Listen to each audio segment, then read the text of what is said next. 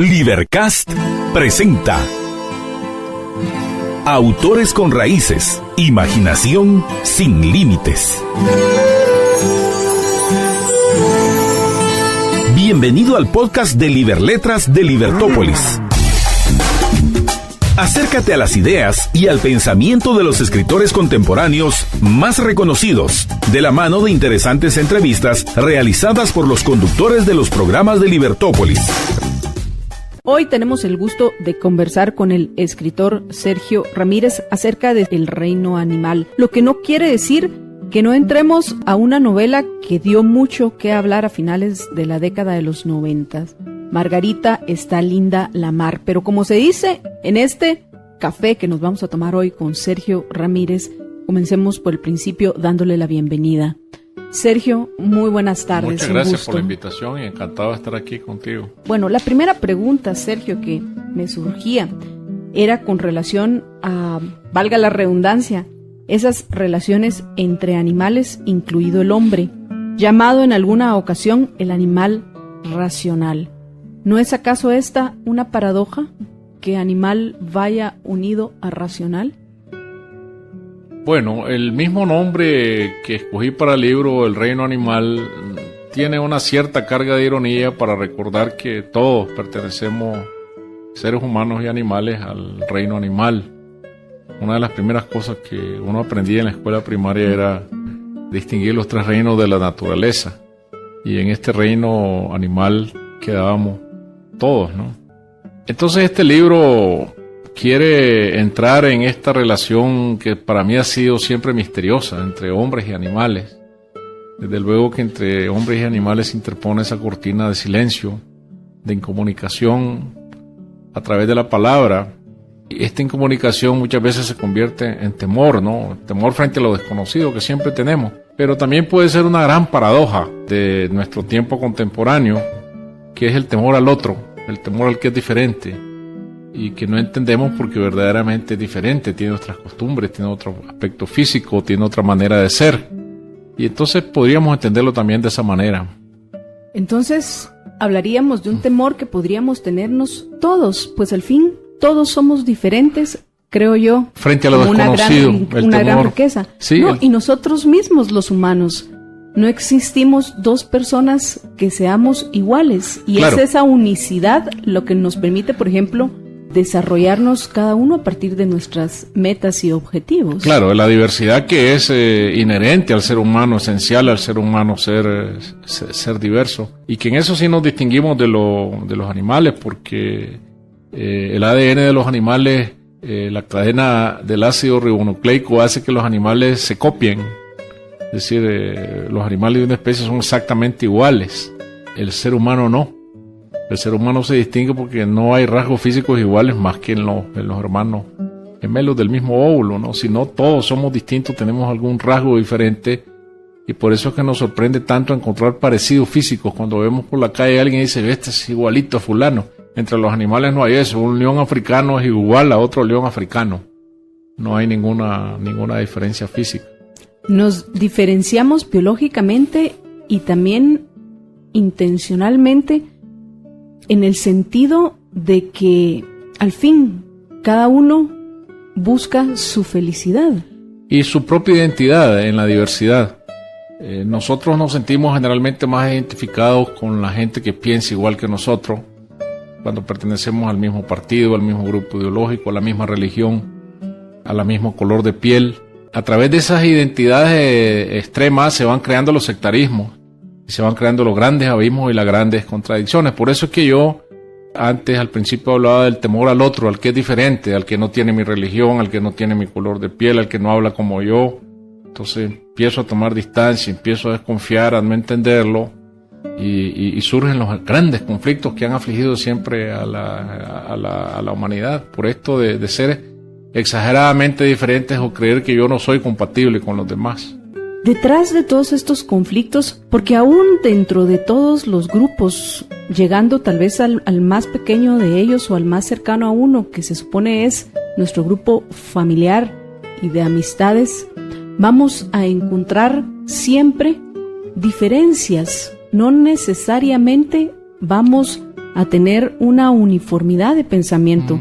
El mundo, más que blanco y negro, yo al menos lo miro multicolor. Claro.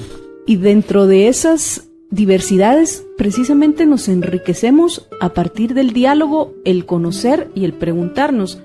Pero con relación a los conflictos, Sergio, ¿no sería más algo que también ha sido propio del humano desde que tenemos un récord en la historia?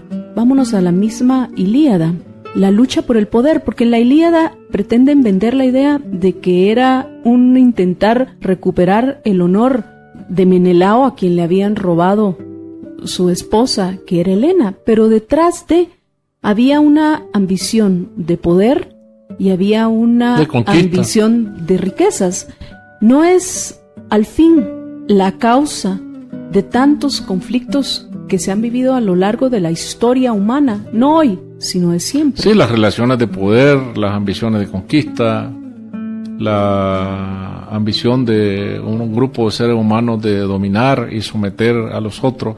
En eso sí nos parecemos mucho a los animales, de que los animales tienen sus relaciones de poder, pero con una diferencia para mí esencial, ¿no? Los animales tienen relaciones de poder de acuerdo estrictamente a sus necesidades de sobrevivencia.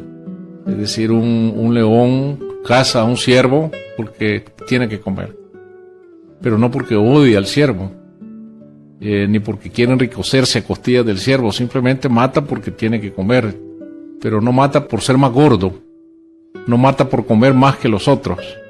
Y al matar no almacena carne, simplemente vive al día, es decir, de su propia necesidad, es decir, obedece a su instinto. Los seres humanos somos desgraciadamente diferentes, las relaciones de poder van allá más allá de las simples necesidades, porque si todos viviéramos de acuerdo a nuestras propias necesidades sería un mundo feliz. Pero ¿quién va a determinar cuáles son nuestras propias necesidades si cada uno va a tener necesidades? Eso es indeterminable, por eso hablo de un mundo utópico. ¿No? Sí. Esa vieja premisa de que a cada quien lo que necesita, eso es utópico. Son relaciones que no pueden medirse, pero está en la condición del ser humano la relación de poder, y la relación de poder siempre ha sido acumular más riqueza, y acumulando más riqueza, más alimento, no como los animales que comen esencialmente lo necesario, pues dominar a otros, ¿no? Aunque hay que pensar qué bueno que hoy nosotros podemos llegar al supermercado donde está almacenado el alimento, porque nos da la oportunidad a usted y a mí hoy de estar dialogando, porque si no tendríamos que estar buscando nuestro almuerzo. Como el león. Y tal vez uno de esos almuerzos sería alguno de estos animales como el león, que vienen como parte de las historias del reino animal. Sí. Yo buscaba, porque luego tengo una curiosidad por el origen de las cosas, y buscaba cuál era el origen de la palabra animal, y encontraba que es el organismo que se distingue de las plantas por su poder de locomoción, su crecimiento limitado y su metabolismo no fotosintético, un organismo de este tipo que no sea ser humano, mamífero. Y hay muchas definiciones, pero al final llegamos al latín. Yo estaba esperando llegar al griego o alguna lengua indoeuropea, pero llegamos al latín de animale, neutro de animales, animado, viviente, de ánima, y al final llegamos al aliento, al alma. Y para los creyentes en el espíritu, los animales no tienen alma. De nuevo, no sé si nos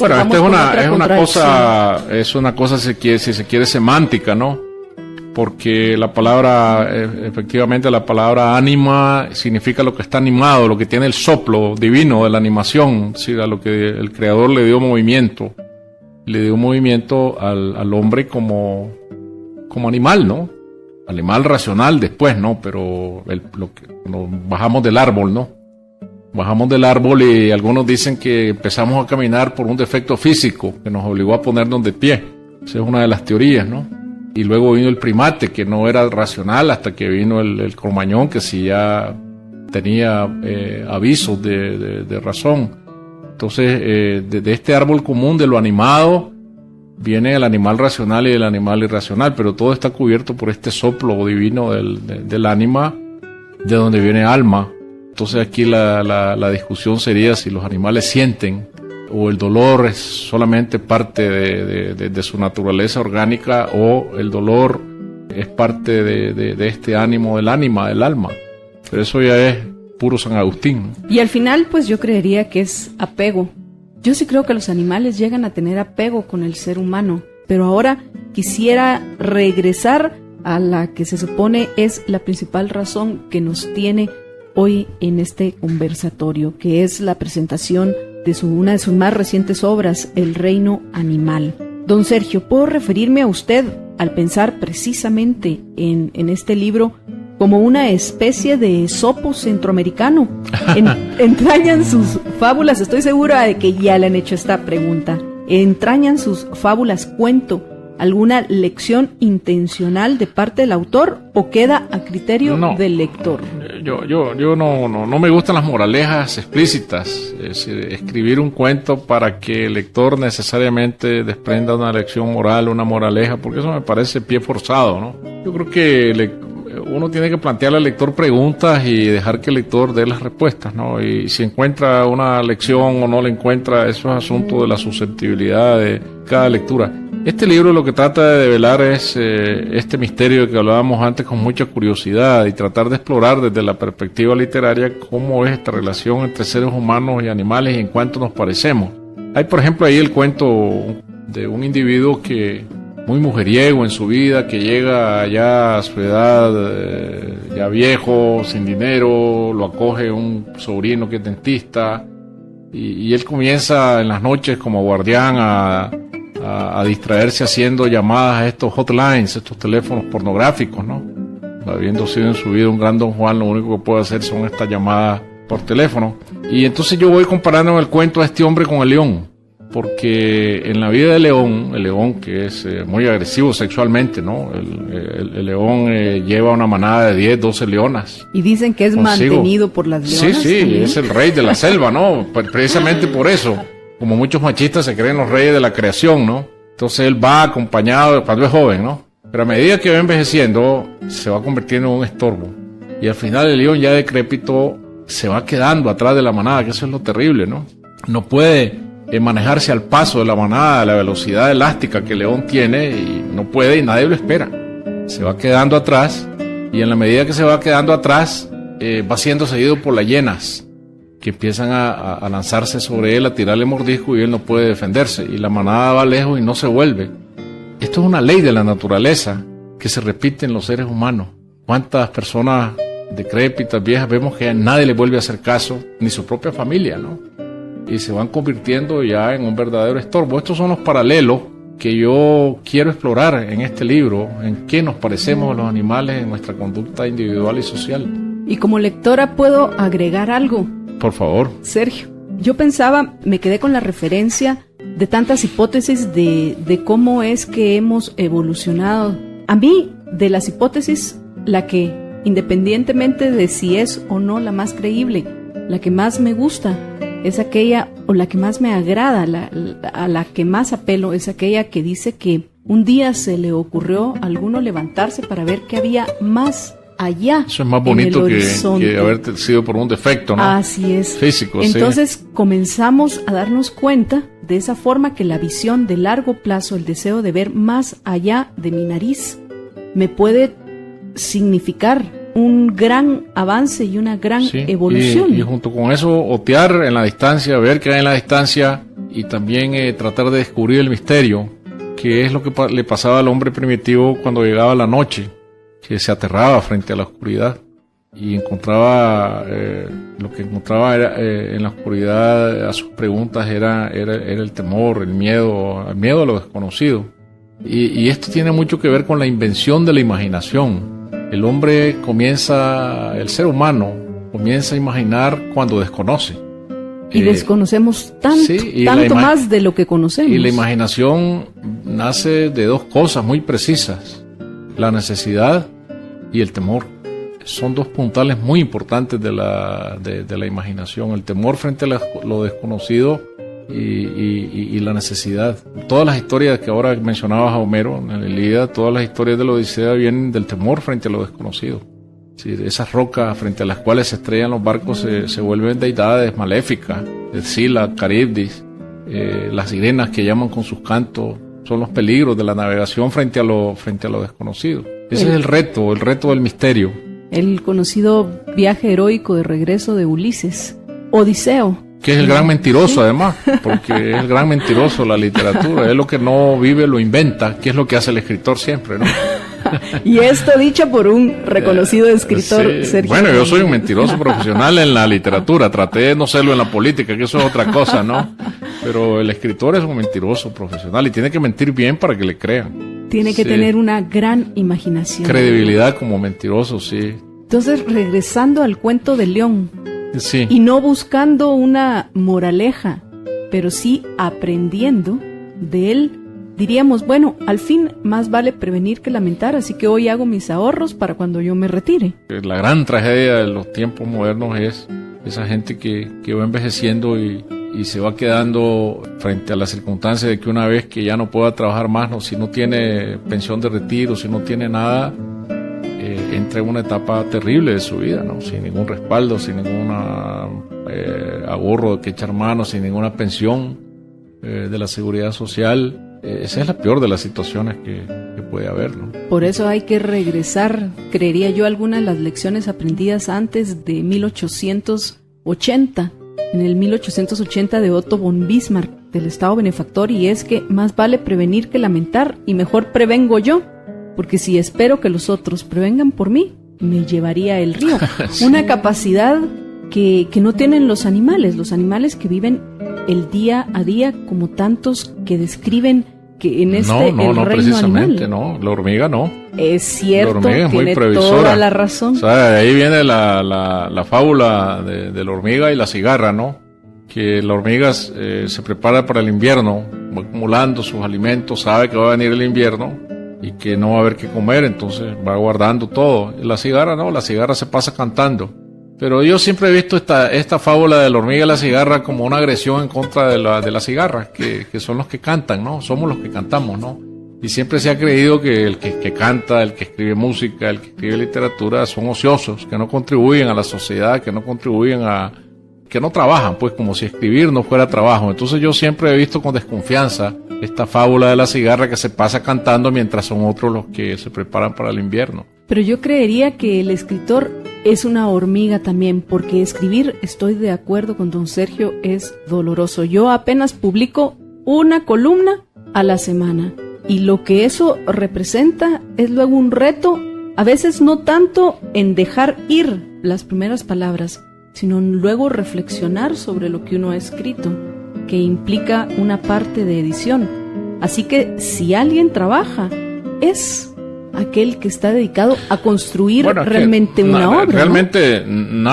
nada bueno resulta de la improvisación. Una obra bien hecha, tanto para un albañil, como para un carpintero, como para un ingeniero, como para un escritor, es fruto de la dedicación, de la disciplina. Es cierto que hay imaginación de por medio, pero uno tiene que meter la imaginación en un molde, que es el molde de la palabra, y trabajar con las palabras es lo más difícil que hay. Porque las palabras siempre son huidizas, huyen de lo que uno quiere decir y hay que atraparlas y tratar de someterlas. Y esta es la gran lucha del escritor, trabajar con el lenguaje. Y no se puede hacer sino corrigiendo mucho, volviendo mucho sobre el escrito. Y por lo tanto esto no es ninguna vagancia, ¿no? No es vivir cantando como la cigarra, sino trabajando como cualquier persona que aprecia su propio trabajo y quiere entregar algo que valga la pena. 10% de inspiración y 90% de transpiración, alguna vez dijo alguien. Por lo menos. Y tener una rutina. Una rutina de trabajo, sí, trabajo, ¿no? Para poder acumular una obra. Yo admiro mucho a los escritores que tienen un oficio, son médicos, abogados, ingenieros, o escribientes en un juzgado, trabajan en una librería, no sé, haciendo mandados, lo que sea, en una motocicleta, y tienen la vocación de ser escritores, y cuando llegan a su casa, en lugar de encender la televisión o dedicarse a sus hijos, ayudarles a hacer las tareas, se encierran a escribir, o no van al cine, o los jóvenes no van a ver a la novia, sino que se dedican a escribir. Esto es la vocación, esto es lo que hace cualquiera que aprecia su oficio y sabe que hay que dedicarle tiempo y que la escritura implica sacrificios. ¿Y cómo es la rutina de escritura de Sergio Ramírez? Bueno, yo tengo la dicha de no compartir mi oficio con ningún otro y dedicarme solo a escribir. Y yo me levanto temprano y a las 8 de la mañana estoy sentado frente a mi computadora hasta la 1, que viene la hora del almuerzo. Y ya, pero son 5 horas, es mucho, ¿no? Es mucho trabajo, 5 horas, y ya en la tarde hago otras cosas, pues, porque tampoco soy un solitario. Tengo mi familia, mis nietos, veo a mis amigos, me comunico por internet, por el correo electrónico, escribo cartas, leo, oigo música, pero la mañana no, la mañana yo solo escribo, me encierro, corto los teléfonos y es como que me meto dentro de una cápsula espacial para poder acumular una obra. Además no tengo ninguna justificación para no hacerlo si yo estoy dedicado solo a eso, y muchas veces le pasa a algunos escritores que pierden mucho tiempo hablando de lo que van a escribir, contando los libros que están escribiendo y terminan no escribiéndolo. Entonces lo primero es no hablar mucho uno de lo que tiene entre manos, porque entonces la imaginación y lo que se llama la inspiración se va en las palabras y no en la escritura. Hablando del temor, precisamente, Sergio, ese temor a estar enfrente de la pantalla con un teclado enfrente, sin saber uno qué hacer. ¿Cómo llamar a las musas? ¿Se pueden llamar a las musas? Bueno, las musas no son deidades muy complacientes. Hay que trabajar con ellas y hay que saberlas atraer. Hay que tener procedimientos para poderlas conjurar y convocar. Pero el proceso de creación, la verdad es que no empieza frente a la pantalla de la computadora cada mañana. El escritor siempre está inventando en su mente y la vida diaria está relacionada con la imaginación. ¿Por qué? Porque un escritor, al hacer contacto diario con la realidad, siempre está tratando de desviar los materiales de la realidad, ese caudal de materiales de la realidad o de las aguas de la realidad en su propio beneficio. Entonces siempre está queriendo sacarle punta a cada circunstancia de la vida, a lo que lee en el periódico, a lo que oye. Un escritor es un voyeur natural, ¿no? Uno está sentado en la mesa del restaurante y oye una conversación al lado y está poniendo el oído. Y ya no le pone atención a la conversación de su mesa. Claro, porque cree que ahí hay un argumento. Sobre todo si hoy oye que hay una discusión entre una pareja, por ejemplo, y se están diciendo cosas, entonces uno pone el oído porque la curiosidad va a desembocar al trabajo literario. Por eso es que es bien peligroso contarle historias personales a los escritores, porque tarde o temprano, si son interesantes, van a ir a dar a la página y dejar cartas mal puestas, cartas personales mal puestas, o dejar libres los accesos al correo electrónico. Todo eso porque el escritor vive de desentrañar el misterio, de hurgar en las vidas ajenas, porque ¿de qué está hecha la literatura? De las vidas, de las pasiones, del amor, de los celos, de las pugnas, de las insidias, de las envidias, del cariño, del odio. Todos esos son los elementos eternos de la literatura y eso es lo que lo rodea a uno siempre. Por eso te decía que uno está creando, viendo en la realidad, y cuando lee el periódico cree descubrir historias que son interesantes para el escritor, porque el escritor no es más que un intermediario entre la realidad y el lector a través de la literatura. Y a lo mejor el lector que un día se sienta frente a un libro vivió situaciones parecidas a las del escritor y no las percibió. Bueno, ¿por qué? Porque no es su oficio. Su oficio es leer. El oficio del escritor es crear, pero crear transformando los materiales de la realidad y encontrando en ellos lo que los demás no ven. Por eso es que la escritura, yo te hablaba de la necesidad antes, no es más que el fruto de la necesidad ahora personal del escritor de comunicarle a otros lo que cree que es singular, de reflexionar yo mismo, decir, mira, esto es muy interesante, esto es muy singular, a este otro le va a interesar saberlo, hay que contárselo. Y de ahí viene el oficio del que cuenta, del que se sentaba en la hoguera en la noche primitiva frente al otro y empezaba a contarle cuentos y el otro empezaba a creer que eran ciertos, aunque en el fondo supiera que eran mentiras, pero que comenzaba a creerle, ¿no? Porque también el oficio del lector es creer, pero para que el lector crea, la mentira tiene que estar bien contada y ese es el oficio del escritor. A mí siempre me llena de admiración el oficio del contador profesional de cuentos de los mercados árabes, que en los mercados árabes, así como hay gente que está vendiendo reatas, cuero, zapatos, sombreros, comida, semillas, toda clase de cosas, ¿no? Flores, frutos. También hay alguien que está en una esquina contando y tiene a sus pies un plato donde le van echando las monedas y lo van rodeando. y él está contando historias siempre, y cuando tiene mucho auditorio gana dinero. Cuando nadie hace caso a sus historias, pues no gana nada. Entonces su arte está en atraer, en saber contar bien, y así se gana la vida. Es lo mismo que un escritor, que uno tiene que saber contar bien para atraer a los lectores y también poder ganarse la vida. Ser hijos de Sherezade. Ser hijos de Sherezade también porque, bueno, Sherezade se la ganó literalmente contando. No porque el sultán le fuera a pagar, sino porque si no le gustaba al sultán cada noche el cuento que ella le contaba, le cortaban la cabeza. Imagínate qué terrible eso.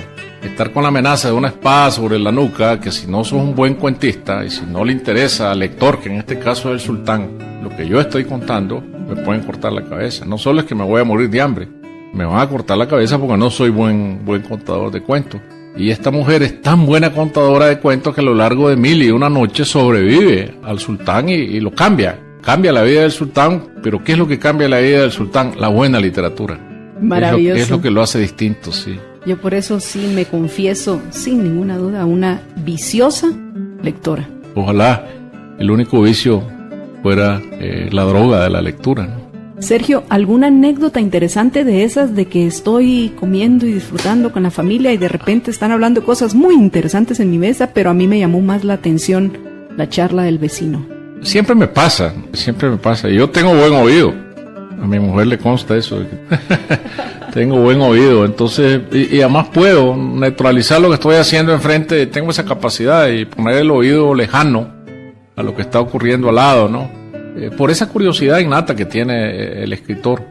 Una curiosidad no solo por las historias, sino también por los detalles. Que eso es parte también de las armas del escritor. Su curiosidad por los detalles y su capacidad de fijarse en los detalles mínimos, porque la literatura está hecha de lo específico, de lo que es el detalle, no de lo general. Lo general es obvio. La literatura está matriculada, construida a base de detalles muy pequeños, que son los que van creando el mundo del escritor y dándole su propia singularidad. Comparta uno de esos detalles que terminaron en un libro con Por ejemplo, yo puedo decir que sobre esta mesa hay una copa de vino, ¿no? Pero tengo que recordar después que esta copa de vino tiene un color oscuro, pero que el borde tiene un color más claro, ¿no? Como es el vino, ¿no? El juego de la luz en la copa. Y si está la botella al lado, pues poner qué marca era, qué cosecha era, todavía mejor, ¿no? Y de qué uva viene. Y al lado los libros de Sergio Ramírez, Margarita está linda la mar y El Reino Animal. Exactamente. Y la memoria es eso, ¿no? Mi memoria no puede decir la avenida principal de la ciudad de Guatemala, no, tiene que ser la Sexta Avenida, porque avenidas principales hay en todas las ciudades. Y no puedo decir en la esquina tal había una tienda que vendía ropa, no, yo tengo que decir la tienda La Samaritana. Esos son los detalles que hacen la escritura y que le da confianza al lector de que lo que le están contando es cierto, porque bueno, este tipo conoce lo que está diciendo y entonces va entrando en esa confianza y entregándose al escritor, porque le están contando una mentira bien contada que se parece mucho a la verdad. Y en la medida en que el lector se vaya haciendo cargo de que esa mentira es verdadera y de que entonces está oyendo la verdad, es que el escritor va a haber triunfado definitivamente sobre el lector. Sergio, ¿qué opinión le merece la literatura que obvia los detalles y se concentra más en explorar otras percepciones del ser humano? No tanto entrar en la tienda La Samaritana, en la Sexta Avenida, sino una avenida X, un comercio Y. Bueno, es que eso depende de lo que uno cuente y que sea atractivo. En este libro yo hago el ensayo de contar un cuento que no desmatriculado totalmente, que se llama ¿Por qué cantan los pájaros? Que es la historia de 4 amigas que se despiden un día después de terminar su internado en un colegio de monjas. Se van cada uno a su país y prometen encontrarse 20 años después para contarse qué ha sido de su vida. Este es un gancho muy lugar común de la literatura. No estoy descubriendo el agua azucarada. Las historias de quienes prometen encontrarse muchos años después. Lo importante es qué va a pasar con esta vida. Esa es la historia, ¿no? Cuando se encuentren, qué se van a contar. Y luego hacen otra cita para 5 años después. Y claro, ¿qué hay aquí de parte de aquí? Lo que le pasa a cada uno en la vida, que no todo es color de rosa, la decrepitud de los años, los desencuentros, los desamores, los conflictos que van pasando a través de los años. Para esto yo no necesito detalles. de lugares, de circunstancias. Ahí no se dice cómo se llama la ciudad, cómo se llama el colegio, cómo se llaman los países a donde regresan. No, aquí hay una abstracción absoluta en cuanto a los detalles, porque yo quiero ir al fondo del alma de estas mujeres y probar cómo se sienten cada vez que se vuelven a encontrar. ¿Qué es ese encuentro con nuestro pasado que no siguió siendo nuestro presente? Porque bueno, realmente no importa para la historia, que por cierto es una de las que yo tenía subrayadas, porque cantan los pájaros, porque me llamó la atención en esa decisión de 3 amigas que no van a tener ningún contacto durante 20 años, que iría contra lo convencional, porque aunque nos separemos y vayamos a otras ciudades, vamos a buscar, más ahora con la revolución de las comunicaciones, ¿cómo no vamos a poder mantener un constante platicar con ellos? Yo tengo 2 hermanos que viven en Estados Unidos y con ambos me comunico por medio del Messenger en Hotmail. Entonces se pregunta uno, ¿por qué tomar esa decisión de no comunicarse? Claro, si uno toma la decisión, obviamente es parte del artificio literario. Difícilmente puede existir más que en la literatura esto que diga, bueno, nunca nos volvamos a comunicar, sino dentro de 20 años a ver qué pasó con nuestras vidas, pero sin proponérselo ocurre, ¿no? Desde que salí de la universidad hace tantos años, nunca volví a ver a muchos de mis compañeros y me los he encontrado 30, 40 años después, sin saber qué ha sido de sus vidas. Solamente lo único que me ha impactado es el paso del tiempo, que debe impactarles al verme a mí también, ¿no? Cómo han cambiado, perdieron el pelo, cualquier cosa, ¿no? Que cambie la figura de la juventud. Pero esos son encuentros fortuitos, no son planeados. Pero así trabaja la vida, ¿no? Hay gente que uno nunca vuelve a ver y se vuelve a encontrar muchos años después, y lo peor que ocurre es que no tiene nada que decirse. ¿Por qué? Porque lo único que los ata es el pasado. Y una vez que uno agota la conversación, decir, ¿te acordás del profesor fulano a tal que hablaba tartamudo, y del otro, y de aquella muchacha que los dos la pretendíamos? En determinado momento los recuerdos se acaban y no tienen presente, no tienen relación de presente, ya no tienen intereses comunes, y entonces solamente les queda el pasado lejano, que es de lo que hablábamos, tú decías antes. La circunstancia real del tiempo es que el pasado va destilando indefectiblemente del presente, y ya cuando yo dije presente ya es pasado. Ahora que yo he dicho presente ya es pasado. Es decir, el pasado comienza inmediatamente, está en el borde, está en el filo de lo que estamos hablando, todo pasa a ser pasado. El presente es lo más efímero que hay. No existe, es decir, solamente está el pasado y está el futuro. O solo existimos en el presente, que está constantemente que es cambiando. Muy instantáneo, sí, sumamente instantáneo. Cuando uno lo está pasando bien y está además de eso aprendiendo, el tiempo vuela. Nos quedan solo unos minutos, Sergio, y aún no hemos entrado a Margarita está linda la mar. Es entrar a la historia de Nicaragua a principios del siglo XX, la primera mitad del siglo XX, y la relación de su poeta insigne, universalmente conocido, al menos en el universo que hoy vivimos nosotros, que es Rubén Darío. Bueno, siempre ha sido para mí Rubén Darío una figura fascinante desde niño, cuando aprendía en la escuela sus poemas.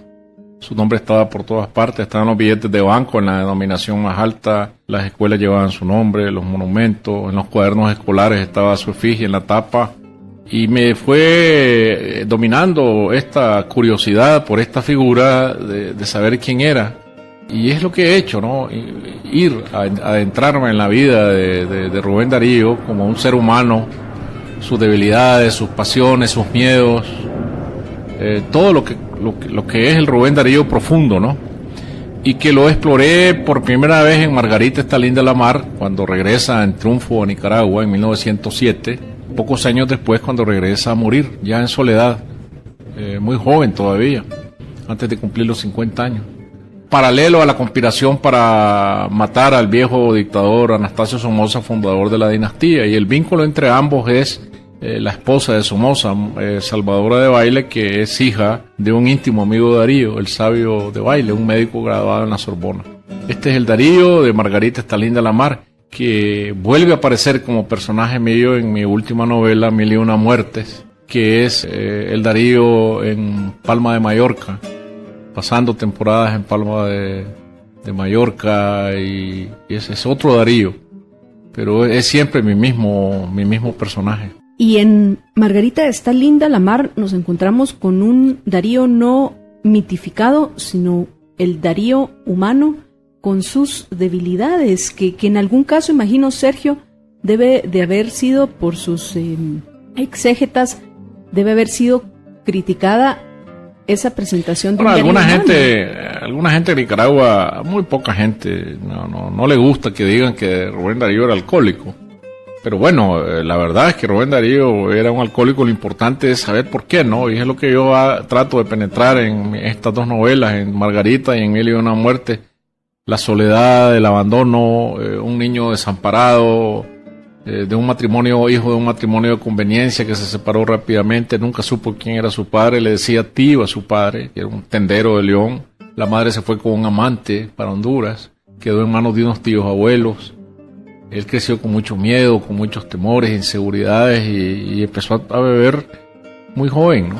Entonces este miedo, esta inseguridad, esta incertidumbre, el terror a la muerte, todo esto es lo que conforma su personalidad, que tiene mucho que ver con su poesía.